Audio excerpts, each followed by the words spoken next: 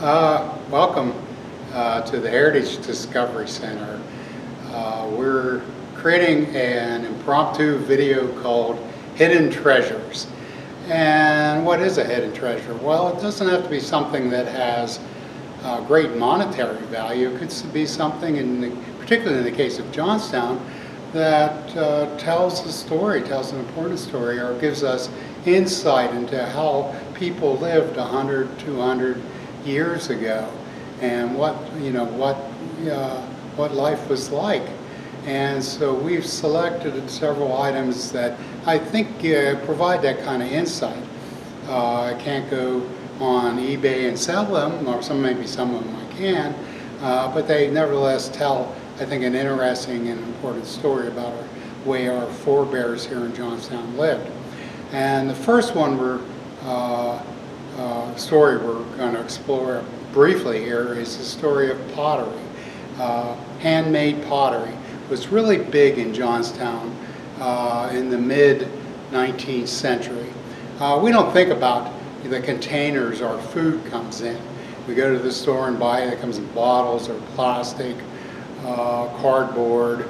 But in the 19th century, until the late 19th century, when glass containers began to appear, everywhere.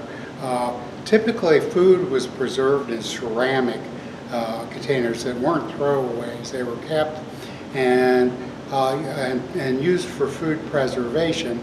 There were multiple potteries here in Johnstown to fill the local and regional need. Some of this was even, we know, shipped outside of the area. One of the potteries, though, the Johnstown pottery, Swank, later Swank Refractories, we know a lot about these folks. 1859, there were three enterprising brothers from Davidsville in northern Somerset County, and the eldest, Josiah, came here and bought the old Johnstown pottery and started making domestic crocks for food preservation. Now, many of these they're made out of clay, and they were fired here in Johnstown. Typically, these were fired using wood, and they were called blue-gray pottery. And they would be, the clay would, after it was fired at intense heats, would turn gray, and there would be kind of a glaze on it because they'd throw salt or other, items in the kiln that would glaze them, and then they would hand decorate them with a blue oxide, cobalt oxide. And you see in these pottery, the pieces of hand-thrown pottery here, there's some lovely bright blue decoration. Now those were all used for food preparation. On the middle shelf there is a butter crock. That was used to store butter in a spring house, larger food storage bins. And what's interesting about Swank is that as time went by, the population increased and the cost kept going up. They started to make cheaper pottery, but using really the same technology. Instead of a leg, kick wheel to turn the pottery, they started using power wheels. And they quit decorating the pottery. This is a 2-quart Swank storage crock, and you would put food in this, pickles or any kind of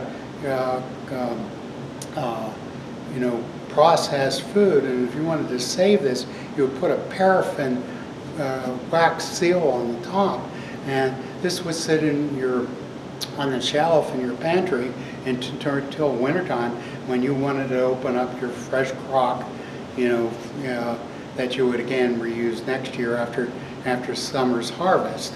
Now, what's interesting about Swanks is it became quite large. Actually, the founder, Josiah, went back to Davidsville, but his two brothers, Jacob and Hiram, came up a few years later and joined the firm. And again, this kept growing, and they also started a hardware store, a general a general store that began increasingly to specialize in hardware. And so as their two businesses grew, they separated. Hiram Swank took the pottery, and Jacob Swank took the hardware store. And many of our older residents here remember Swank Hardware. They had a chain of hardware stores throughout western Pennsylvania. I think this finally went out in the 70s or 80s. The old Swank building was on Main Street. It was a very prosperous firm. Jacob died in the Johnstown flood, as well as his son, but the firm continued to prosper well into the 20th century, as did the pottery. After the Johnstown flood, with the advent of glass production, the demand for ceramic food containers started to disappear as glass and other types of preservation became possible. Iced refrigerators. And Hiram did something radical. He went out and the two lines overlap, but he started selling ceramic goods to the steel industry. They would line steel furnaces and ladles and anything, blast furnaces. They would line with ceramic brick. We don't have one there, but it looks like a large brick. And they were resistant to high heats. They would use nozzles and tweezers and a lot of steel products. And that, again, survived until the 70s. They had plants and Clymer all through western Pennsylvania that supplied not just Bethlehem Steel, but an international market of steel makers. So this all started with a hand-built crock.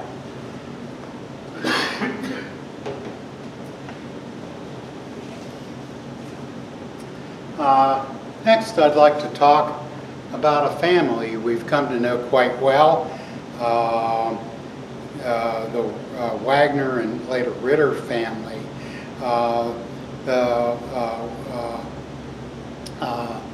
The founding couple came to Johnstown, probably in the, they were pioneer. He was George Wagner, was a pioneer employee of the Cambria Iron Company. So he probably came here around 1854, 1855. And we know that they built a house on Broad Street in Cambria City. There were, again, some of the early tenants of Cambria City, which was built as, a support neighborhood for the old Cambria Iron Works. It wasn't a company town where the company built the houses. The houses in Cambria City were all individually built by their owners, typically. And about 1860, we know he built this plank frame house at, between 5th and 6th Avenue in Cambria City on Broad Street. And it started out really just 2 rooms, ultimately grew to be 6 rooms, never a very big house. He and Francisca, his wife, had 13 children, 6 of which lived to, their adulthood. And one by one, the boys joined George in the mill. They had one daughter, Anna, and she married a Ritter and moved out. She had 3 children. Her husband died, and she moved back in with her parents when she was still in her 30s. She lived in that house from around 1860 until the 1960s. She was 103 when she passed away. So she literally lived from the presidency of Andrew Johnson to Lyndon Johnson, which is kind of amazing. Her son was still living when she passed away, but eventually the house was offered to the Johnstown Area Heritage Association. And like, again, many of the hidden heritage stories in Johnstown, this was interesting just because it was so common and so well preserved. We started exploring. They had a lot of original furnishings and, the original, mid-19th century table service. And we did a lot of research on that building. There was plaster on the walls, but it was kind of new, and it was kind of coming off. So we pulled it off and found, I think, as many as 14 layers of wallpaper underneath. And it seems like Francisca, she had 13 children, so we think she wallpapered every time she was pregnant. What's interesting is just how outrageous these papers are. She would probably buy cheap remnant wallpaper, and here's the body. It's kind of an 1880s Eastlake design with this weird bright floral design. They don't match at all. Now, why did Francisca wallpaper so much? Well, the answer is this was a plank frame house. There was no plaster on the walls, so there was no insulation. And so with heat and thaw, the outside walls of the house were like, contracting and expanding. So the wallpaper would rip. And so you'd have, this is your insulation barrier, so it'd be kind of breezy in there to begin with. But with the coal stoves heating the house, even at the end they had gas, like little area gas burners. They at some point got rid of the coal stoves, but they never got central heating. And so at any rate, the wallpaper would wear out every couple of years, and so they were constantly re-wallpapering. So this was fascinating to us. We also dug up the backyard. They had a soda bottling. Two of the brothers wanted to get out of the steel mill and started a soda bottling factory in the backyard. They built a shed. Unfortunately, the Spanish-American War started and the price of sugar shot up, and pretty quickly they were out of the soda bottling business. But we did find a lot of whole and partial bottles in the backyard. So what we were able to do at the Wagner Ritter house is document what the life of an average, they were German American. They'd come from Bavaria, along with Francisca's brother who went to California during the gold rush. And for an anonymous working class immigrant family in Johnstown, what's interesting, we know a lot about them. We got the family scrapbook, so we have images of family members, and really feel like, although they, the kind of people who tend to be anonymous, we know them by name and we know them really intimately. So this is, up close and personal, and it's something you can follow up on, by asking for a tour of the Wagner Ritter house. Now, the last piece I have is the smallest, so give me 1 second, I'll get it.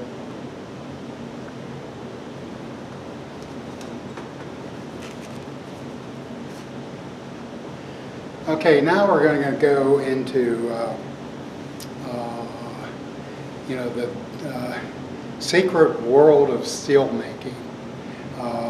We knew that there were mills here in Johnstown, integrated iron works and then steel works here in Johnstown from 1854 on up until 1992 when Bethlehem shut down the integrated plant here. But what actually went on in those dark satanic buildings? Well, a lot of people are curious, and if you want to see a virtual tour, come to the Heritage Discovery Center and see our Mystery of Steel multi-media show, which really gives you a tour of the plant in high definition just before the shutdown. But basically, there was an integrated process where you took raw materials, iron ore, coke came from coal, that was the fuel, some limestone to help separate the impurities, and you put it all in a blast furnace. These were monstrous affairs, 200 feet high, with huge blowing engines and burners on the side, and you would get all this iron ore would be smelting and, really aloft inside this huge vessel. And eventually they were tapped out at the bottom, into a what they called a submarine car. It was a tanker car lined with refractory materials, and it would be taken then to the steel furnaces not at the very end, but up until the 80s. Those were open hearth steel furnaces, and they would be turned into a ladle, then poured into the open hearths. And after the 77 flood, Bethlehem Steel decided to put in an electric furnace in its Johnstown. No, excuse me. Yes, an electric furnace. They had started work on a basic oxygen furnace, but the 77 flood wrecked that, and so they started working on an electric furnace that was finished in the early 1980s, and the blast furnaces were shut down and then demolished. And steel workers make memorials and collect memorials. And in some ways, our Mystery of Steel film and our gallery here, and the work that